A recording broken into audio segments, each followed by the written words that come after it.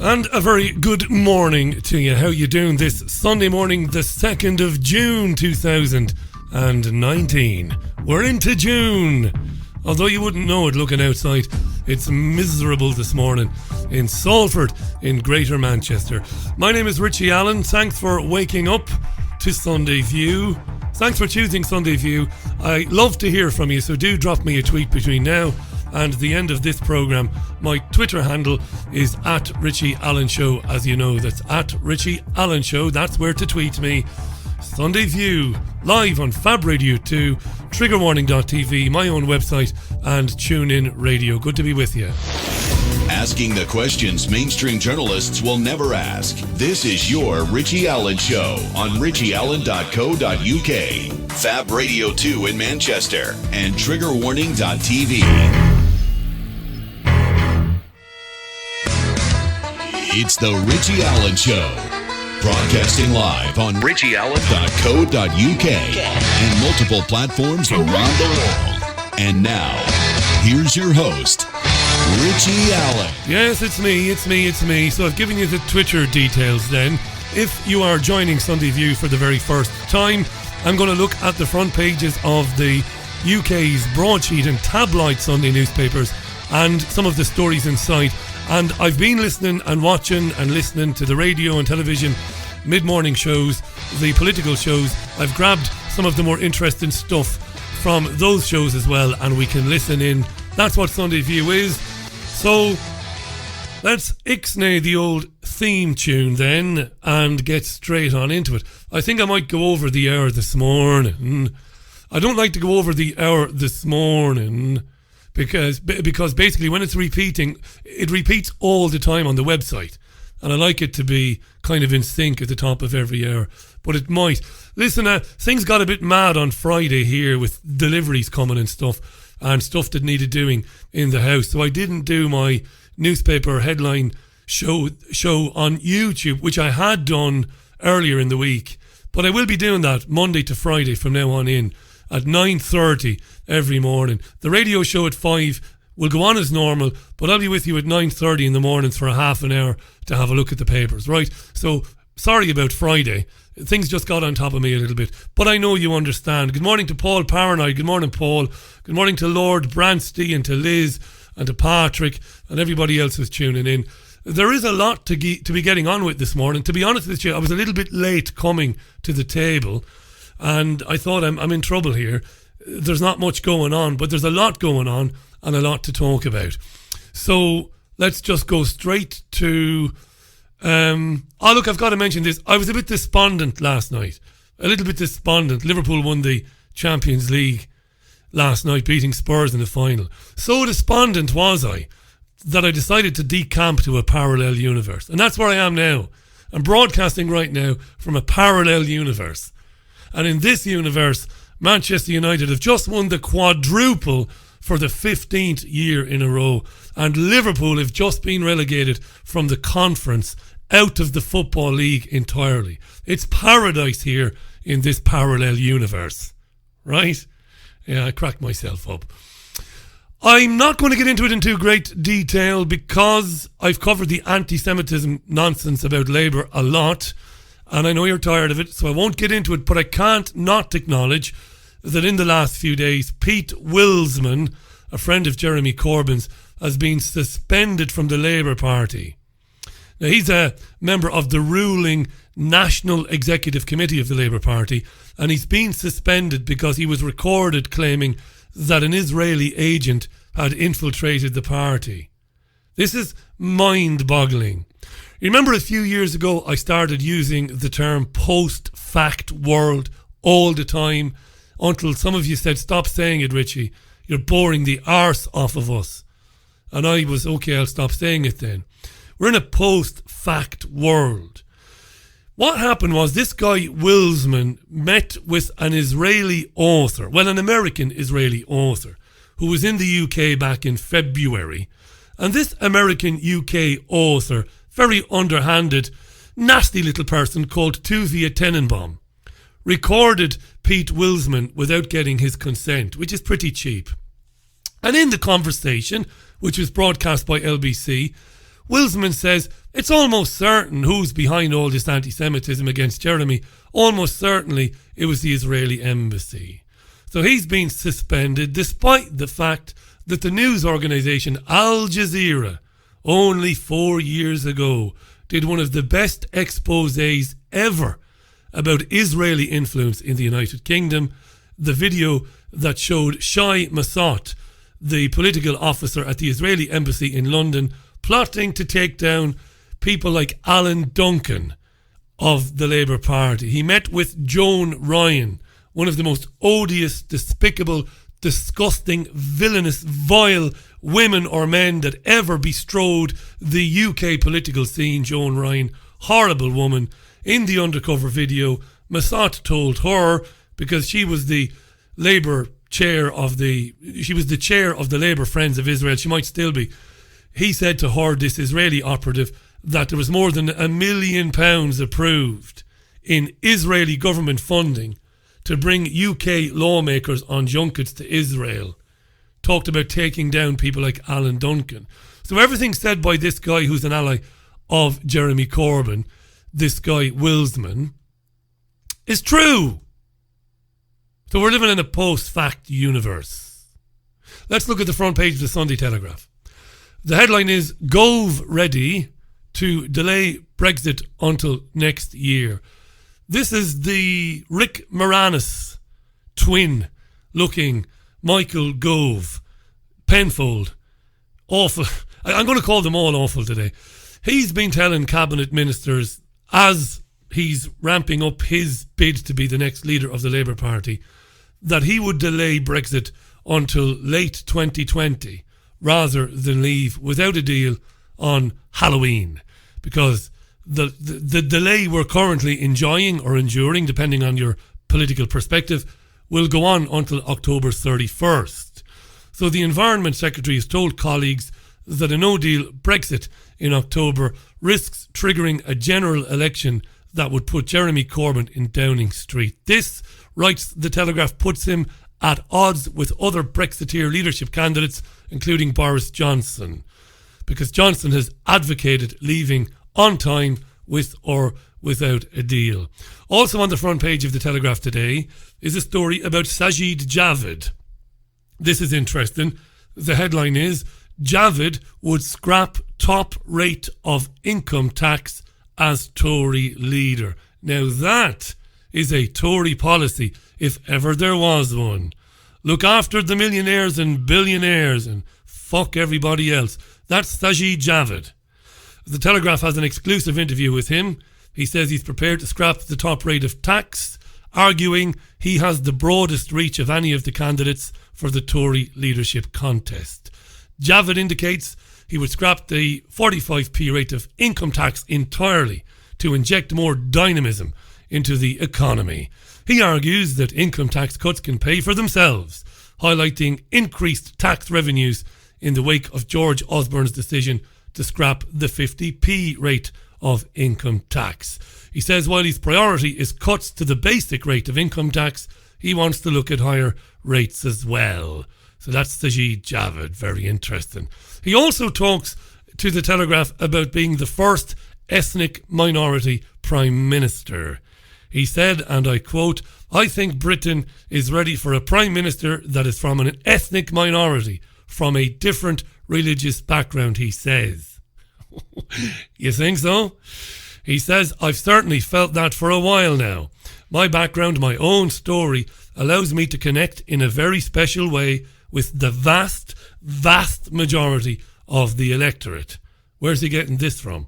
The vast, vast majority of the electorate are not Pakistani Muslims. Excuse me, British Pakistani Muslims. Guy's deluded, no? He might be a bit deluded. He's certainly narcissistic. He represents change, he says, more than any of the candidates and all the rest of it. Blah, blah, blah, blah, blah, blah, blah, blah, blah, blah, blah. He went on to criticise Boris Johnson, the former Foreign Secretary, for suggesting that women wearing burqas look like letterboxes. But they do. They do resemble letterboxes. And I say that to cause no offence to anybody.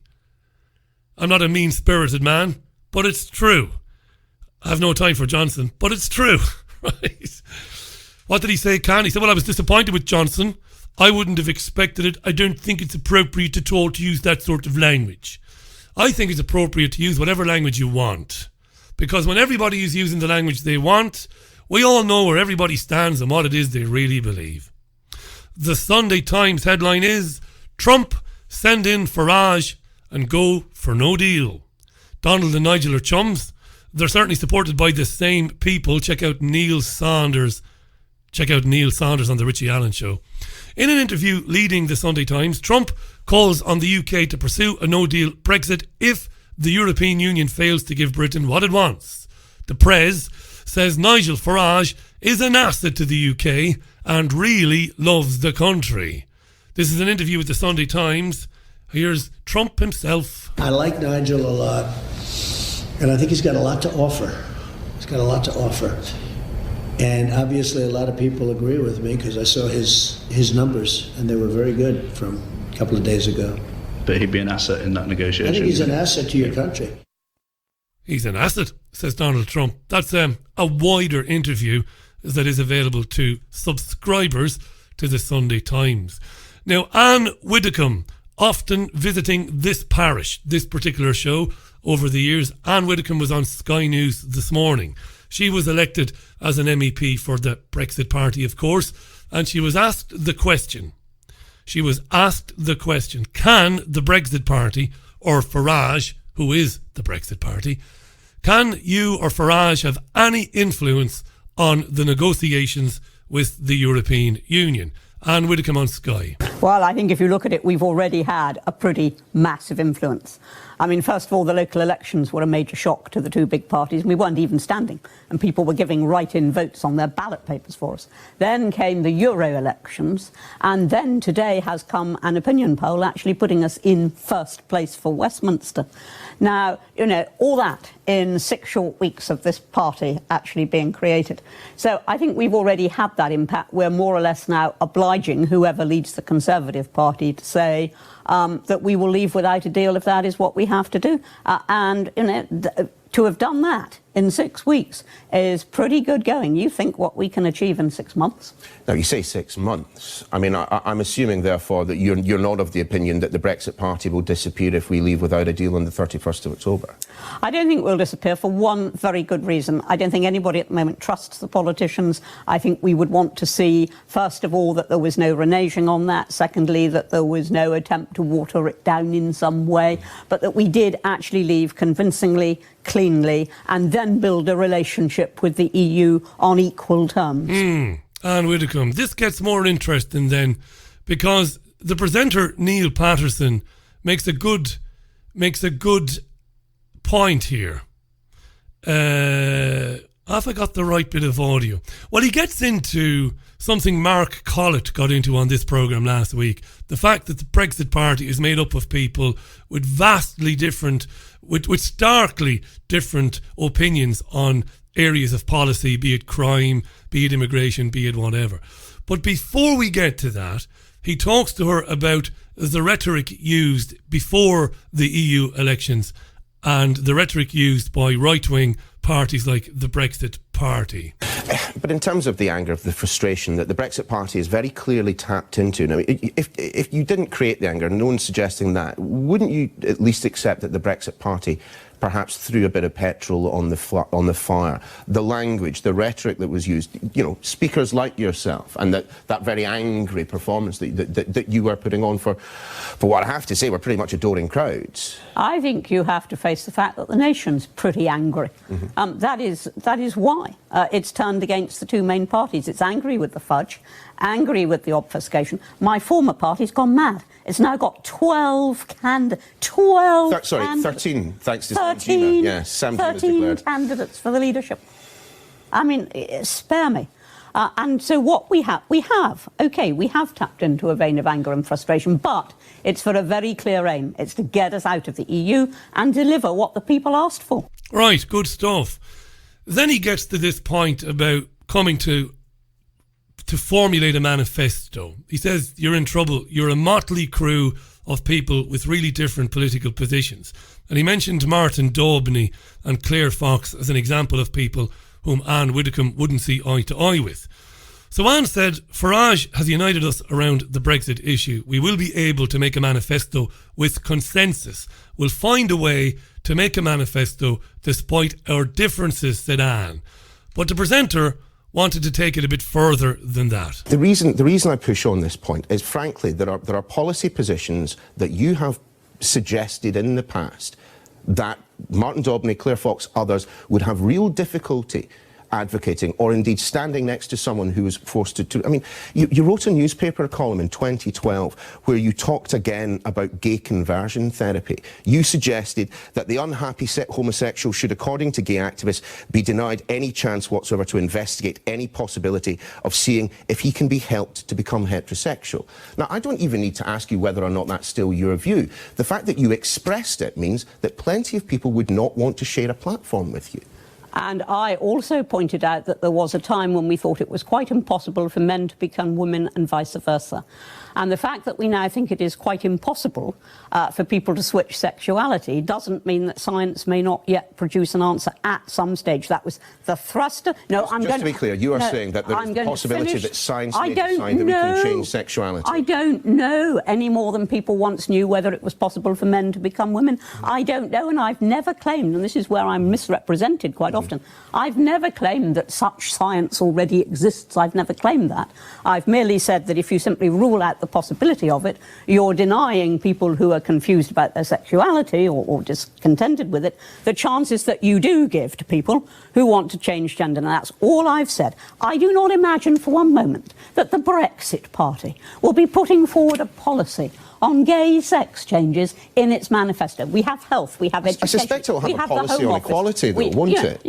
You're just completely looking for things that actually do not determine people's votes. What determines people's votes are the big policies, and we will have that. And while you're talking about standing on the same platform as Claire Fox, she has said in the past some things which might be interpreted as giving aid and succour to the IRA. Indeed. I lost a darn good friend in the Brighton bomb. I myself missed it by 20 minutes. I can stand on a platform with her because we're united in our aim to get Britain out of the EU. And in case anybody out there is forgetting it, that is the aim of the Brexit Party. We want to get a free, independent, proud Britain. And we want to leave that to our children and our children's children. Yeah, that's an outstanding answer by Widdecombe there. I'll talk a bit about no platforming and not sharing a platform with someone because of their opinions a little bit later on in the show this morning. But before that, I just want to touch on that. You'll see a lot of journalists and presenters now asking people about sharing platforms with people. I've known Anne Widdecombe for years and years and years. I'm not a Christian, let alone a conservative Christian, and I don't agree with Anne Widdecombe's position on gay conversion therapy. But it doesn't stop me liking Anne Widdecombe. But this is what this system, this establishment wants to do. It wants people to be silenced, and it wants to turn people against people because of opinions that those people have. And if the establishment says this opinion is unacceptable, remember last week that interview between Majid Nawaz on LBC and the caller Mark from Romford, when Nawaz said, it's okay, you have the right opinion. So it's okay, I can tolerate you, and the listeners should tolerate you because you have the right opinion. John Cleese doesn't. Why should Anne Widdecombe? Why should Claire Fox refuse to stand alongside Anne Widdecombe? Because Anne Widdecombe thinks that gay conversion therapy is a real thing. It's a nonsense, this, isn't it? And it's dangerous because it's going unchallenged in the mainstream media and in much of the so-called independent media. You shouldn't be speaking to him because he interviewed Mr. A shouldn't speak to Mrs. B because Mrs. B interviewed a party called D. Well, hang on a second. This is dangerous and this is where it's going. I'll get to it a bit later in the programme because there's a glaring example of it in the media this weekend. Sunday Express then, the headline is, I will smash system just like Trump. So this is an interview with Nigel Farage where he says that he will emulate what Trump did and smash the two-party system. But Trump didn't do that. He's a conservative. He's a Republican. I don't know what Farage was drinking when he gave the interview, but Donald Trump hasn't proven there's a third way in US politics. Meet the new boss, same as the old fucking boss. Trump's a mass murdering lunatic, just like his predecessors. Nothing has changed in America. Right, The Observer. This is interesting now. Trump is like a 20th century fascist, says Sadiq Khan. That's the front page of The Observer. Now, Sadiq Khan is the Mayor of London, of course, and writing in The Observer himself today, he condemns the state visit afforded to Trump, who will be arriving on Monday. Is that right? He's arriving tomorrow and he's staying till Wednesday, but he'll be a guest of the Queen on Tuesday, is that right? Anyway, I couldn't care less. He's here for 3 or 4 days. He arrives tomorrow anyway. Khan said, Trump is not just one of the most egregious examples of a growing global threat, but also responsible for much of the far right rising around the world, basically, is what he's saying. He's saying Trump threatens our hard-won rights and freedoms and our values and all of that old bollocks. Do you want to hear a bit of Sadiq Khan? He was speaking to the same programme, Neil Patterson standing in for Sophia Ridge on Sky. I think it's important for us to have good relations with our closest ally. I think it's important for our allies to be here to commemorate the 75th anniversary of the D-Day landings. We've got to have good relations with the USA, but I don't think we should be rolling out the red carpet. I don't think this should be a state visit. And why do I say that? I think our closest ally is akin to a best friend. And the thing about a best friend is, of course, you stand shoulder to shoulder with them at times of adversity, but you've got to call them out when you think they're wrong. And there are so many things about President Donald Trump's policies that are the antithesis of our values in London, but also our values as a country. But you see no distinction then between the office of the president and the occupant of that office. I mean, if there isn't a time to roll out the red carpet for the United States president, surely, you know, the commemorations that he is attending, surely that is the occasion on which he should. Well, look, there are other close allies coming for the commemorations. They're not getting a state visit, a state banquet costing millions of pounds. And my point is this, some of the things Donald Trump has done over the last 2-3 years, Londoners find abhorrent and offensive. Londoners find abhorrent and offensive. Which Londoners is he speaking about? All of them? Offensive. And my frustration with our Prime Minister is she's not willing to say boo to a goose. In that article in The Observer today, he also calls Nigel Farage a fascist. I'll read you a quote. Viktor Orban, Matteo Salvini, Marine Le Pen in France, and Nigel Farage here in the UK are using the same divisive tropes of the fascists of the 20th century to garner support, but with new sinister methods to deliver their message. Sadiq Khan. But Khan, of course, is just another asshole. No problems with human rights abusing heads of states I could mention who've come to this country during his tenure as Mayor of London. Any number of despots and murderers have visited the UK. And Khan had nothing to say. He's a virtue signalling moron. But it's been big news this morning. Everyone's talking about it. Here's Rachel Shabby, the journalist. She's not happy at all. The snowflakes are melting. Well, he can come if he likes, but I don't see why he should get a state visit, and certainly not now. Haven't we got enough problems? Literally, we've got, a political crisis. The last thing we need is Trump. But just to look at what Sadiq Khan was saying, and he wrote an op-ed for The Observer, and he's saying that he uses language to rally his supporters that's equivalent to the fascists of the 20th century. He's saying he's one of the worst examples of this global threat and the global trend of a rise of the far right that is using demonizing, scapegoating, hateful language and fake news and undermining institutions, democratic norms and institutions, like the way he... But he was democratically elected. Like the way he undermines the free press constantly. And he's talking about why that is such a bad thing. And so I can see why he would say that, and actually I welcome it. Rachel Shabby likes Sadiq Khan.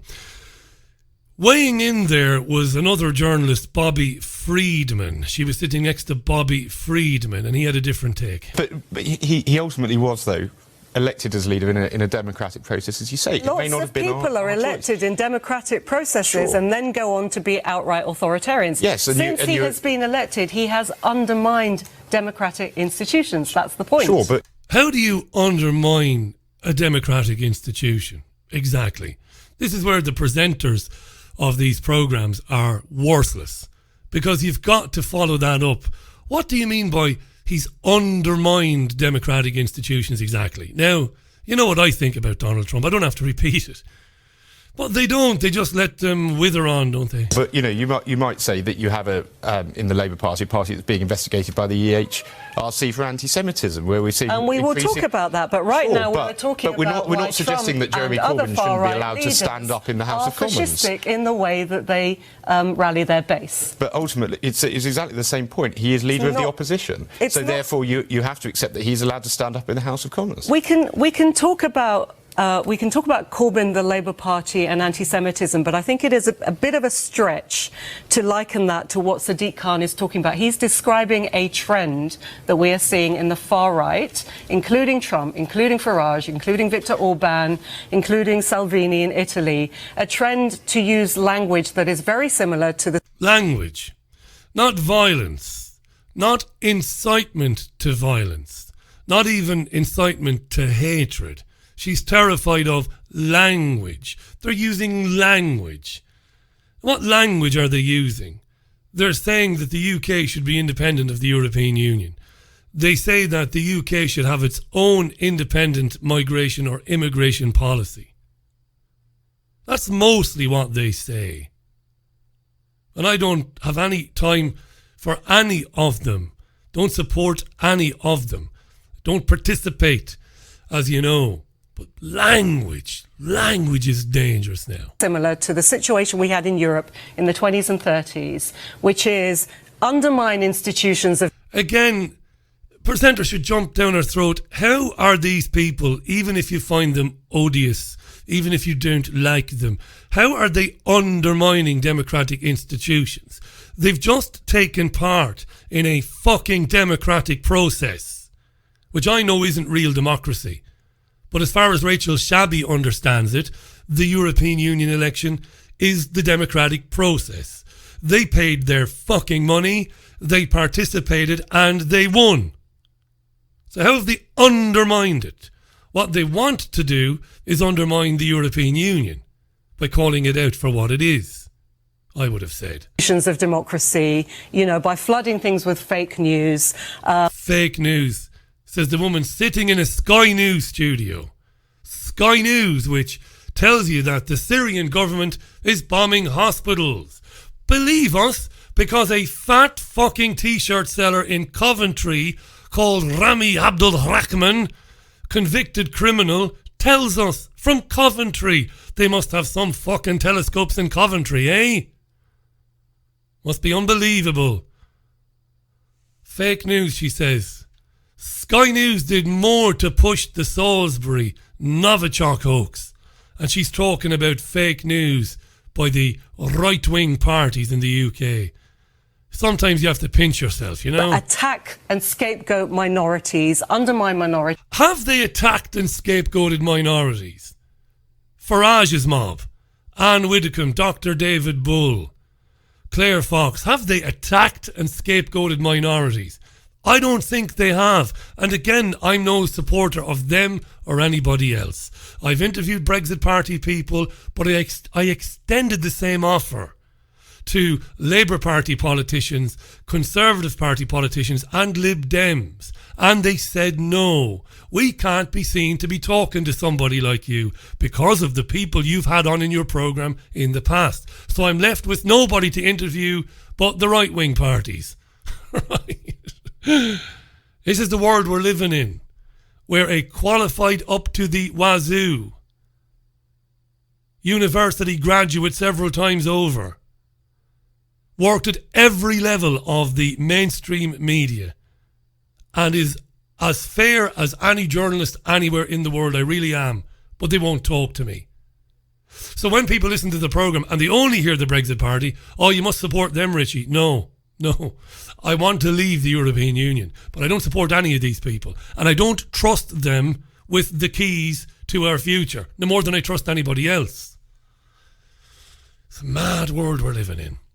So she goes on and on, Shabby, about the threat from the right. But Richard Tice is the chairman of the Brexit Party itself, Richard Tice. And he was on the Andrew Marr show this morning. And he said, well, hang on a minute now. Let's not talk about all the far right agitating.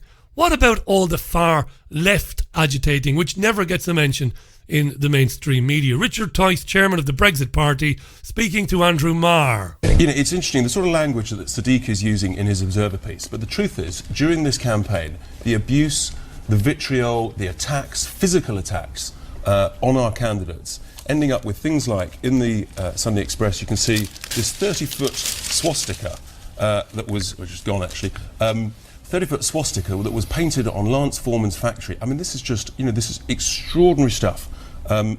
No place at all in our democracy, you know, and that's come from the left, and it's appalling. And it just, you know, people need to condemn it and call it out for what it is, Laura. And we urge you on your side. Right, he said to Laura, Laura, people need to call this out. Lance Foreman stood for the Brexit Party, and snowflake progressives painted a swastika on his factory because he stands for the Brexit Party. And the point Richard Tice is making is, Sadiq Khan can say whatever he wants, but this behaviour is not exclusive to those on the right. So he says, you've got to acknowledge this, Laura. He means Laura Parker. She was sitting next to him on the sofa this morning on Andrew Marr, and she's the national coordinator for Momentum, which is a lunatic progressive group of people which have hijacked the Labour Party.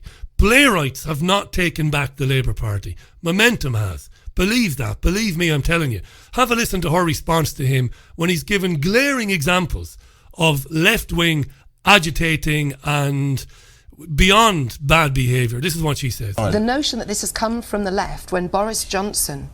The notion that what's come from the left? Well, who painted a swastika on Lance Foreman's factory? Talked about Muslim women as letterboxes. No, he didn't. He said when they wear the burqa, they look like letterboxes. I'm not mean-spirited, so I would never say that to a Muslim woman or any woman. But now that it's in the public domain, as I've said before, he made a good point, Johnson. Anyway. The notion this has come from the left when the leader of your party stood in front of a poster in the 2016 referendum. Yeah, what about? That's what you get from these people. With a picture of Syrian refugees. This is in the last month again. In the last month, where have these attacks come from? Of course, I utterly condemn that. Good, as does of course, I utterly condemn it, but you don't want to condemn it. You want to ignore it. Yeah, call out Farage and the bus with the queue of migrants on it all you want. Good enough. But your own clowns and Antifa and people like that are doing just as bad. And that's a fact. End of story. Let's read a few tweets and we'll leave the Sadiq Khan thing. Hi to Shona Dryden, who's in South Africa. Hi, Shona. Good morning, Richie. Glad I caught you live for a change. Here's hoping South Africa will win. South Africa's cricketers will win in today's match. Fingers crossed, says Shona. Yeah, they had a bad start to the tournament, didn't they? Losing to the hosts, England. But yeah, let's keep our fingers crossed for South Africa today. Hi to Patrick Vidian. Hi to Lord Twat Waffle. Says, don't be too despondent, Richie, about Liverpool winning the Champions League. I'm not really. I would have been some years ago. Hi to David, who tweets, 45p tax is highway robbery. It is, David. It is. And by the way, as a real socialist, I don't advocate that. Neither did real, genuine socialists of old. It is social democrats who think it's a good idea to charge people 45, 50p, 55p in the pound. Socialists don't.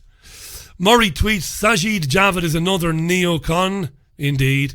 Patrick tweets, I warm to Anne Widdecombe more each time I hear her speak. Thanks for that. Hi to Base Ninja, late to the party. You're here now, pal.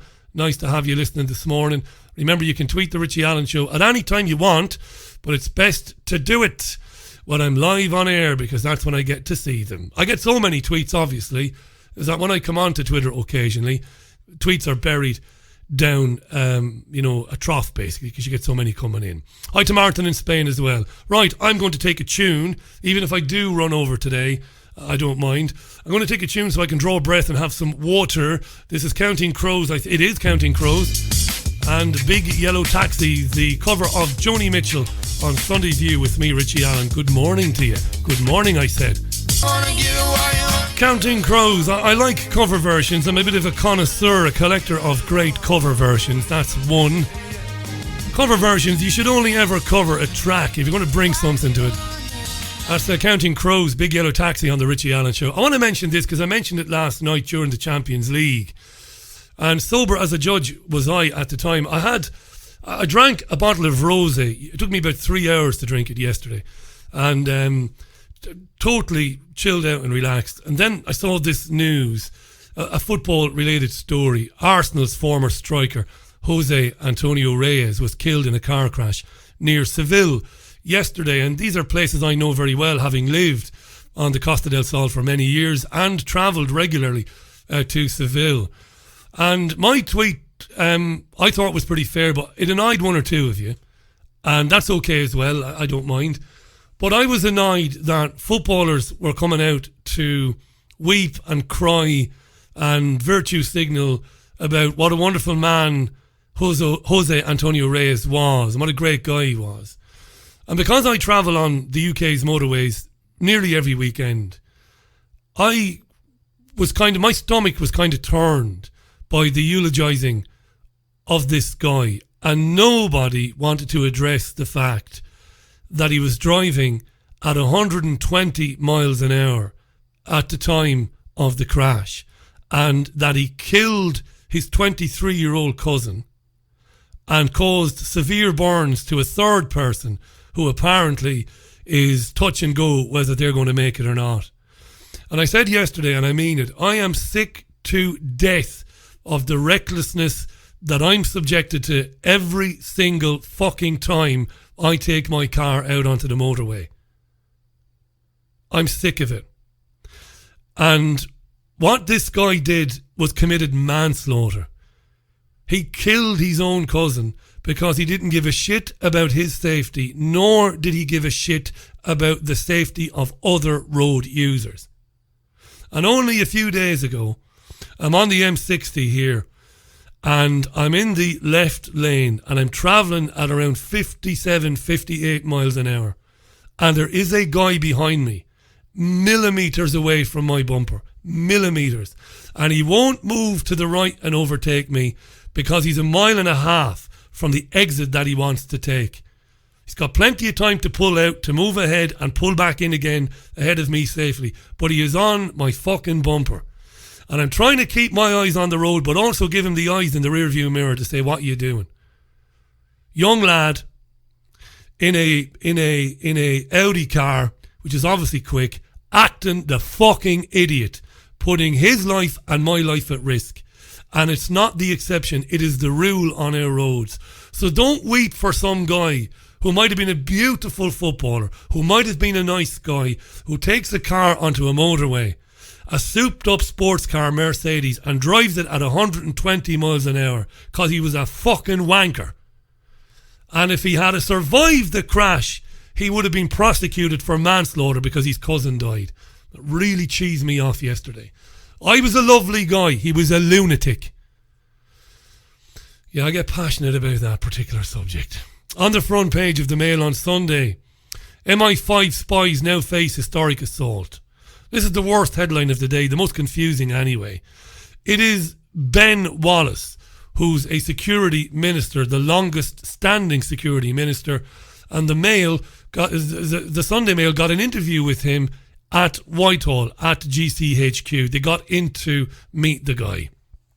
And he said that MI5 has been stretched to breaking point by a barrage of deadly new threats. This is fear-mongering. Madness. Even the Mail on Sunday calls it a chilling interview because Wallace paints a disturbing picture of how Russian aggression, Islamic extremism, neo-Nazi terrorism, and organised crime has made Britain a very dangerous place.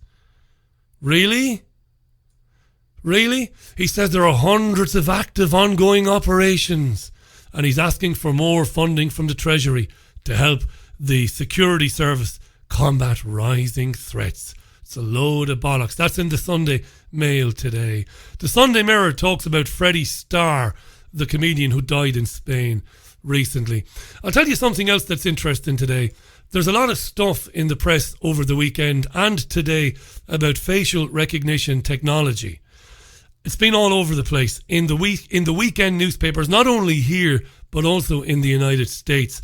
In an apartment complex in New York, tenants are in a fight with landlords who want to introduce facial recognition as a means of accessing parts of buildings. The landlords want it. The tenants are up in arms about privacy, and well, they might be. And a school district in Western New York is launching a first of its kind facial recognition system. And they're using it because they want to stop people who have been excluded from school coming back with an assault rifle. This is lunacy, right? And pro-privacy groups and anti-surveillance groups, you could call them, again, are kicking off a big stink about this thing. You cannot introduce this into your schools. There are severe privacy concerns.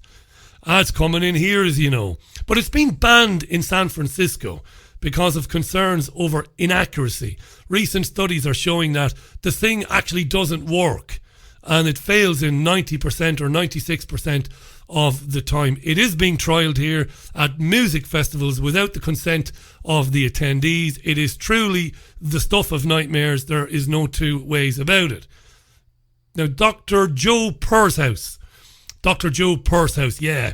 He's a professor of criminal law at the University of East Anglia, and he was on RT speaking about this, and he explains the differences between facial recognition technology and what we would be used to, CCTV. So what's the difference between CCTV and the new facial recognition stuff? I think there's some real qualitative differences in the intrusive capability of the technology. Unlike CCTV, facial recognition can break down the individual's face, which is a highly personal part of their body, into an information structure and use algorithms to trace that and basically biometrically scan an individual's face as they go about their business in public space. And it does seem to bother people or make them feel uncomfortable, or at least some people.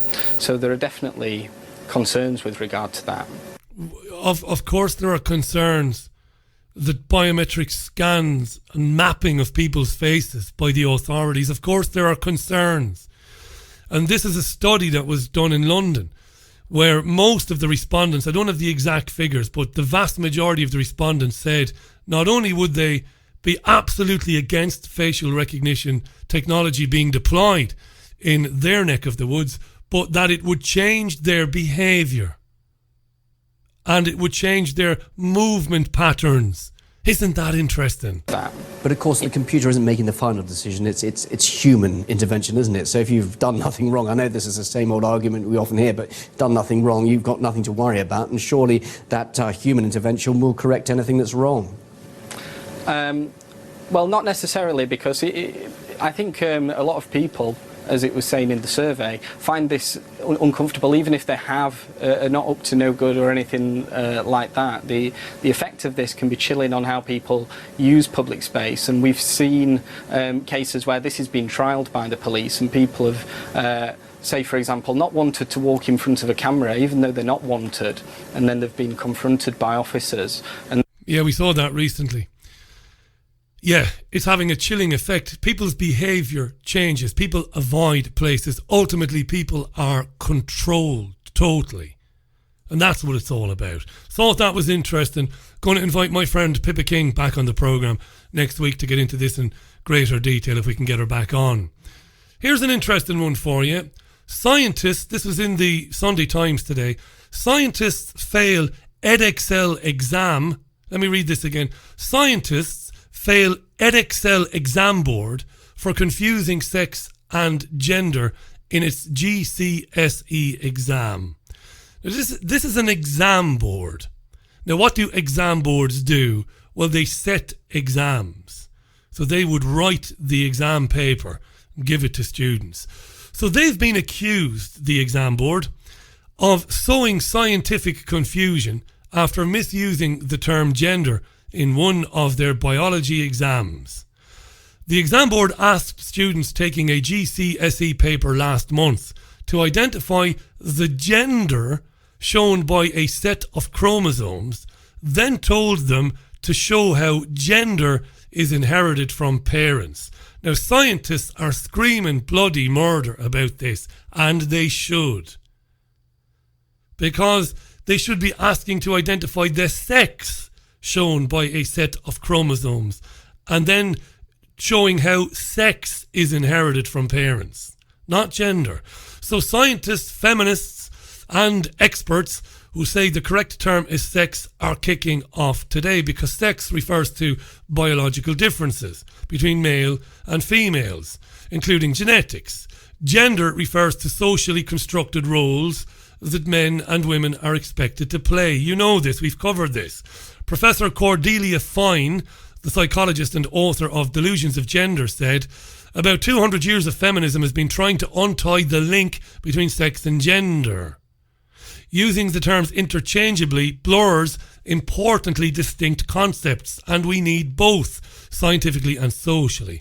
And Gina Rippon, Professor of Cognitive Neuroimaging at the Aston Brain Centre in Birmingham, said, this is sowing scientific confusion. Indeed it is. So a complaint was lodged with the exam board by the campaign group Fair Play for Women. Nicola Williams, the director of director of Fair Play for Women, Nicola Williams, she's a scientist, she said, when children are bombarded with unscientific ideas like pink and blue brains, it is crucial that basic science is taught correctly. Our sex, not gender, is written in our genes and can never be changed. Mad. Here's a philosopher called Dr. Piers Ben. He was on Sky News today talking about this. Well, basically about how the terms sex and gender have become used almost interchangeably these days. So if you apply for a job, you're asked to state your gender. And occasionally you're asked to state the gender you were assigned at birth. And many people say, well, I wasn't assigned a gender at birth. I was found to be one sex or the other. But the issue is about whether in biology exams, here we are, it says here, scientists fail exam board for confusing sex and gender. That an exam board has been accused of sowing scientific confusion after misusing the term gender in one of its biology exams. Now, what's interesting about the fact that people do use the word gender to mean what we used to mean by sex is that the two terms really do mean different things. Sex, I think, is best thought of as a biological category. Gender is regarded widely as a social category, although there's a further question about whether gender in terms of behavioural characteristics are entirely determined by culture. I mean, that's a further question. But if you run the two things together, then you do sow a certain amount of confusion, because we do have to keep in mind this distinction between what sex you are biologically, that might be a matter of chromosomes or reproductive apparatus or whatever, and what sex you are socially. The two, of course, might be the same thing, but I think it's very important to keep these things... Well, for the majority of people, they are the same thing, but for a significant number, they are not. So, well, that brings us to another issue, which is the transgender issue. And of course, those they sometimes call themselves gender critical feminists who oppose, say, the right of transgender people to take part in sport of their preferred gender. I mean, the issue is that even if it's the case that some people feel as though they're in the wrong kind of body, and they may be right in a way and think that they are essentially a woman when they have a male body, we still need the distinction between sex and gender.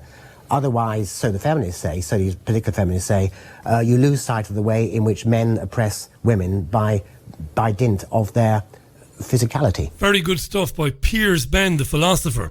On the dangerous driving, Samantha tweets, that does my head in too, Richie. I had some guy in a van right on my bumper the other day. As he went past, he was calling me all the names under the sun. I just thought, why? I had my girls in the car. I'm not going to speed. So many careless people on the road. And you find when you're driving in a built-up area where you might have houses, or it might be a narrow street and the speed limit is 20 or 30, you find all the time, and it's not the exception, it's the rule, that you're in a 30 zone. And when I'm in a 30 zone, I'm usually at about 27, 28 miles an hour, right? And I don't have these gadgets, you know, I don't have them turned on that tell you about speed cameras.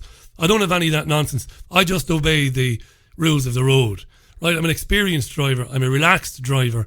I like chilling out in the car. So I'm at 27, 28. Every time there's a guy right up my arse, basically. And you're like, I'm not going to break the speed limit to suit you. And they'll give you all the flashing lights and everything. And you're in a road with 2 lanes. One going south and one going north or whatever, east or west. This is the behaviour. It's selfish individualism. And as people become more insular, more inward looking, more selfish, they become more aggressive and more irate, not just in cars, but in societal interactions in general. You'll see it in supermarkets now. People banging trolleys and people saying stuff to one another that they would have never done before. You're seeing more and more of it. And the UK's motorways are a dangerous place to be these days. Because, again, it's not a minority of drivers driving above 70 miles an hour. It is the majority. Drive in the left-hand lane and hold your speed at 68 miles an hour. And every fucking car behind you will overtake you. Cars hogging the middle lane. It's insane what's going on these roads. You know, you'd almost think for a minute that you might think, God, I welcome this Orwellian surveillance, right? Because it might stop these lunatics on the roads. But of course I don't welcome this Orwellian surveillance. But anyway, let's move on very quickly. A number of you tweeted a story to me over the weekend, thank you, about the United States government now demanding social media details from visa applicants. This is true. So you want to get into the United States, whether it's for a short stay or a long stay, nearly all applicants for US visas will have to submit their social media details. This isn't new news. This was talked about a lot last year when Donald Trump's government proposed it. And civil rights groups said it's an outrage. But didn't I tell you before? This applies to everything. If you're going to apply for a job in the next week or month or year, delete your fucking Twitter history and your Facebook history. Particularly if you listen to this programme, because you're not going to get the job. We are living in 1984. I've told you before 1,000,000 times. Mad. This is what's coming in. You know? Hand over your social media information so that we can troll through it. And you'll be denied access or entry to the United States because we'll find that you said something that could be interpreted as kind of taking an anti-American position, maybe. Crazy. It's all coming in, social crediting. The Chinese, I've said it before. And on no platforming, I mentioned no platforming earlier on. And then I'm going to leave the program. I'm going to leave you with this. I'm going to keep it to an hour today. There is other stuff, but I'm going to keep it to an hour so that it will be repeating every hour on the air. You know, we heard Neil Patterson ask Anne Widdecombe earlier on, oh, it's strange bedfellows, Jesus Richie, strange bedfellows in the Brexit party. Claire Fox and her support for republicanism and you, Irish republicanism, and you, Anne Widdecombe, and your position on gay conversion therapy, and how can you stand on a platform and all that bollocks. Julia Hartley Brewer, who wrote for The Telegraph for a long time, now works for Talk Radio, used to be a presenter for LBC, has been uninvited to speak at the Royal College of GPs conference this year. She was scheduled to speak, but she's been uninvited because of a tweet that she made a couple of years ago about Enoch Powell. Unbelievable, this. Brewer said, Twitter offence archaeologists were punishing me. What did she tweet then? What did she do? Well, she tweeted in 2016, she deleted it, but she tweeted, Powell wasn't a racist. And in the tweet, Hartley Brewer referred to Tony Blair calling Enoch Powell one of the great figures of 20th century British politics. She said in the tweet, I'm not defending Powell, I just don't see anything in the rivers of blood speech that he got wrong. Right, it's her opinion, or it was at the time. So the Royal College of GPs said that we promote inclusivity and Hartley Brewer's views were too much at odds with our core values. Like they really know what every one of their members think about all of these pretty... Jesus Christ. These issues are not black and white. So the Royal College says we have values. Julia Hartley-Brewer doesn't represent them, so she can't speak. This is where we're going. It's a runaway train and nothing is happening to stop it. Deplatform, uninvite, deselect. Don't go on the Richie Allen programme. Tony Greenstein. You know, I could give you 100 people who said I'm not coming on your show because of your past association with either David Icke or Jim Mars, or because you've interviewed people like David Duke or people like that. I can't come on. I can't be seen. I actually don't mind you, Richie, but I can't be seen to be going on your programme. You fucking moron. Do you have any idea where that leads? That was Sunday View. I'm out of here. Enjoy your Sunday. I'll be back with you tomorrow at 9:30 a.m. for a half an hour on YouTube, looking at the daily papers tomorrow, Monday. And, of course, I'll be on air at 5 as usual with the Richie Allen Radio Show tomorrow, as usual, for Monday, June 3rd. Thanks for listening to my programme. It really means a lot to me that you do. Please support it. Go to richieallen.co.uk, support via PayPal or bank. I need it. Support the programme. Bye now.